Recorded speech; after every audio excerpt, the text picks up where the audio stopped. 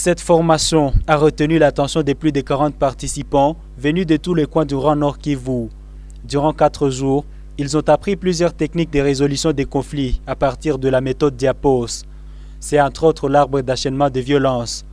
L'objectif étant de trouver la racine des injustices à l'échelle sociétale et y dresser des piliers.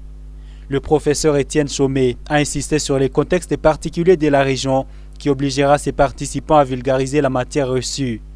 Ils ont dessiné un arbre où ils ont vu en fait que les violences s'enchaînent, sont liées, mais qu'il ne s'agit pas d'attaquer les violences qui sont en haut de l'arbre, qu'il faut descendre dans le tronc et jusque dans les racines. Ils ont utilisé un autre outil qui est l'enchaînement des violences que Elder Camara, un archevêque brésilien, a mis au point, en disant que en fait, la plupart des violences qui sont très visibles ne sont que des violences de révolte face à une injustice. Ensuite, ils ont fait une enquête sur cette injustice pour objectiver les choses, dépersonnaliser et dépolariser. Ce n'est pas un conflit entre des personnes. C'est le groupe qui est devant le défi de mieux organiser la structure, les liens entre les uns et les autres.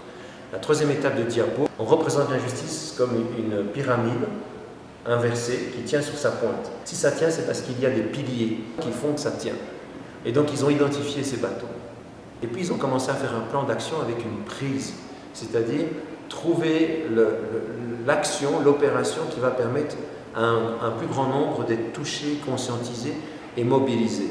Parce que nous sommes dans un cadre particulièrement délicat avec cette insécurité profonde. Et donc ça fonctionne très différemment qu'ailleurs, parce qu'ailleurs on peut d'habitude au moins compter sur une base solide d'un État.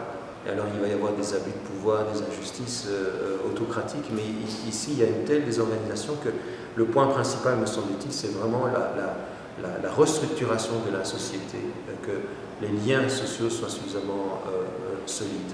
Rose Touombeane, représentante des bénéficiaires, se dit comblée par la connaissance acquise durant les 4 jours de formation.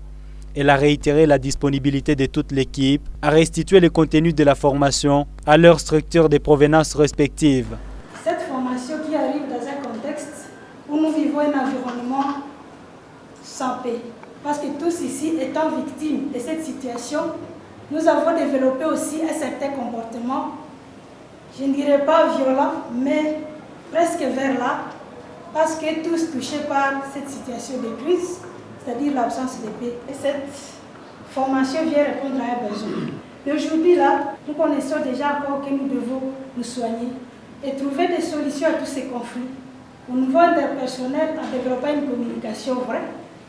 Au niveau des institutions, au niveau où les gens s'attirent entre des institutions, nous avons compris que nous devons encore installer des cadres de dialogue et nous devons aussi faire des négociations selon les cas.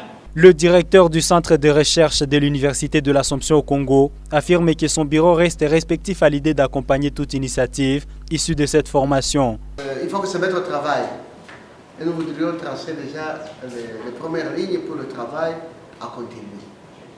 Nous avons pensé que nous pouvons déjà commencer par la restructuration, l'organisation de la matière, que nous avons même construit en groupe. Nous avons beaucoup d'idées. Nous voudrions arriver à coucher certaines dans la réalité. L'activité officiellement terminée, le professeur Wilfred Kibanda, recteur de l'UAC, a remis des brevets de participation à plus d'une quarantaine de participants pour couronner cette formation.